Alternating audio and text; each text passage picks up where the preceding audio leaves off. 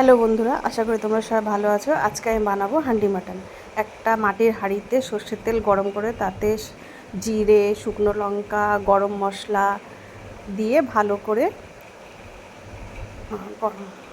করে তেলটা গরম করে আমি আগে থেকেই মাংসটাকে ভালো করে ম্যারিনেট করে রেখেছিলাম। এবার মাংসটাকে হাঁড়ির মধ্যে দিয়ে আমি আস্তে আস্তে ভালো করে কষিয়ে নেব।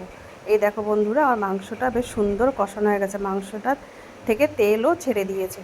এবার পরিমাণ মতো জল দিয়ে আমি আগে থেকে ভেজে রাখা আলু দিয়ে আমি হাঁড়িটাকে ভালো করে ঢাকনা দিয়ে ঢেকে রাখবো এবং সাইডে একটু আটাও দিয়ে দেবো যাতে ভাপটা বেরিয়ে না যায়।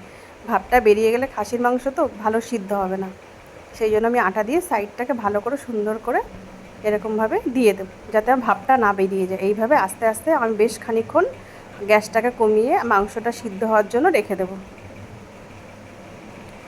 এবার খানিকক্ষণ পর আমি ঢাকনাটা খুলে ঝোলটা একটু টেনে আসলে নামানোর আগে একটু গরম মশলা দিয়ে নাড়িয়ে চাড়িয়ে নামিয়ে নেব।